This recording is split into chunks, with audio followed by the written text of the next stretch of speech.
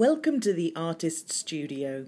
In this episode, we meet the ambassador of jazz, funk and fusion, the legendary Herbie Hancock. For over half a century, Herbie Hancock has been breaking boundaries and expanding people's appetite for music around the world. And at the age of 73, he shows no signs of slowing down.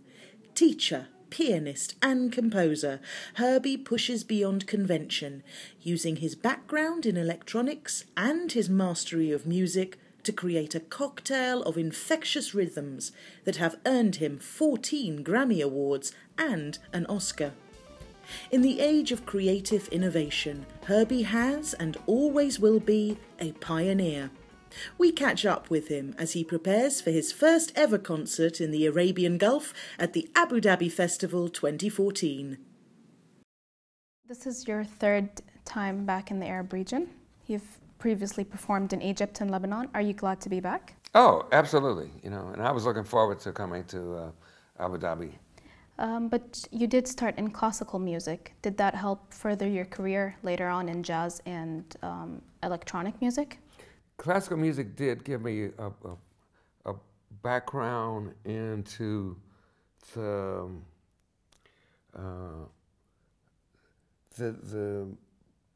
shape of and flow. Let's say, I think that's a better word. The flow of music, a sense of music from the masters like Mozart and Bach, and Beethoven. And others. And later on, Ravel was a big influence on me. Because I had a really good teacher, she taught me the proper hand positions, how to sit at the piano. And consequently, I've never really had any physical problems from playing. And I heard a lot of musicians that have had, shoulder problems or problems with their back, and it's because they didn't really have the proper training from that standpoint. And of course, I learned to read music, which was a great benefit to me. But learning about harmony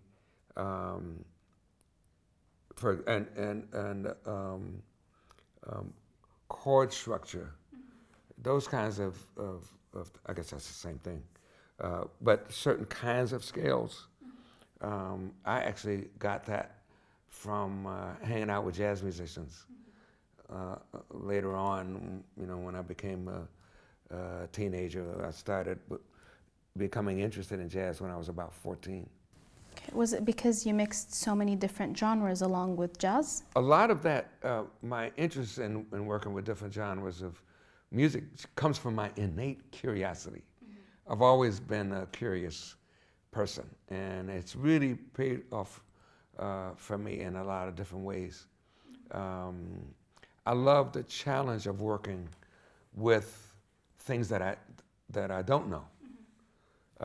I also had a lot of encouragement from Miles Davis, working with that great master, because he always encouraged his musicians, and in my case, he had a young band. We were all in our early 20s, and he always encouraged us to work on things and not just be concerned about playing perfect. But as long as we were working on something, even if it was rough and not perfectly prepared, the main thing is to be working on something. So with that kind of encouragement coming from a great master, it really encouraged us to compose for Miles Davis's band. I mean, he always told us, write tunes for them, and he listened to our ideas. And that's another thing I encourage with people, and hope to impart to young people, is the importance of listening to others, but listening to others from the standpoint of respect for another human being. Yeah. That's one of the keys. Respecting all people. And I think there's some kind of hierarchy. that this person is smarter than the next, or this person is better than the next.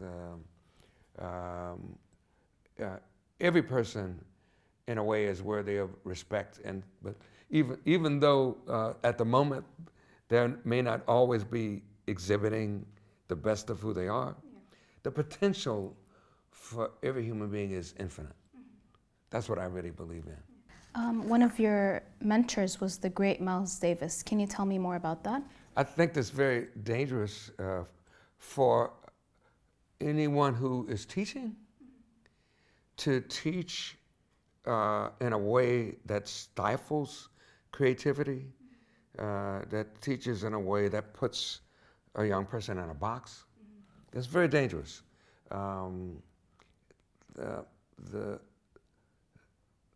There's the potential for a sea of ideas that can be explored, that can be beneficial to the future of the future of the planet, the future of all human beings.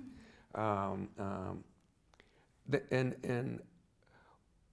what I realized recently, and I've actually been giving some lectures at Harvard University over the past month, and this is my second month of giving these lectures.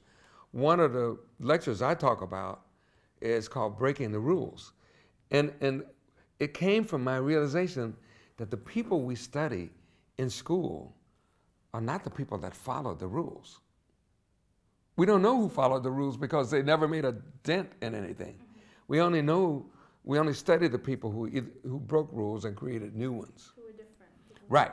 Yeah. Not just because they're different, but because they brought something to the table that had not been expressed or had not been explored. So each of us has the capacity to do that in our own way, to bring our own individuality into the picture.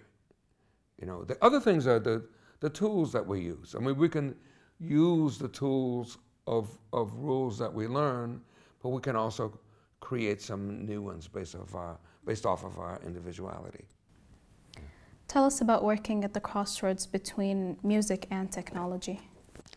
I've been interested in science since I was a little kid. You know, when I was, say, 5 years old, I used to take apart like watches and clocks. And you may be looking at me funny because I got two watches on. This one is actually a real watch, you know, for time. This one has time on it, but it also tells my heartbeat and how many steps I took today and how many calories I've burned. You know, this is one of those smart watches. You know, well, this is smart too, but no, this one is it's not really that smart.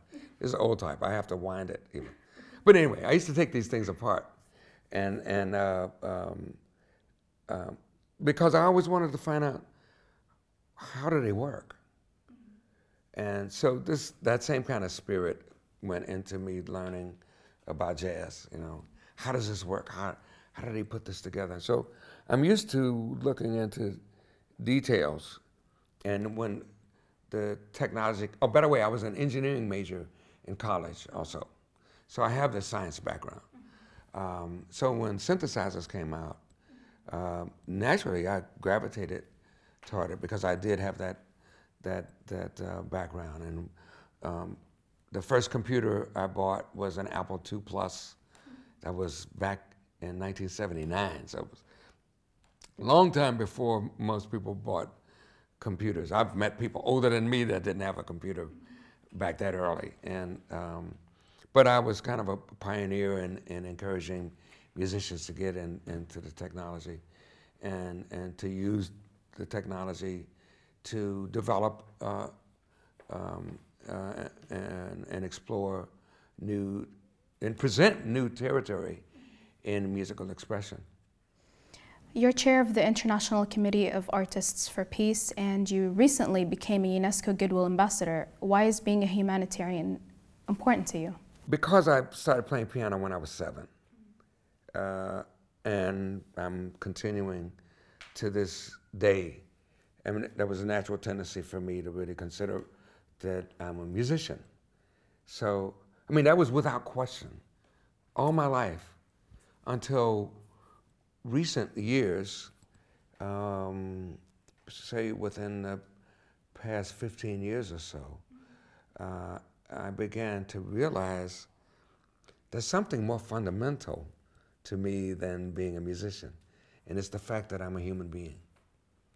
And that being a musician is one of my aspects, but I'm also a father and a husband, a friend, citizen not only of the United States, but a citizen of the world.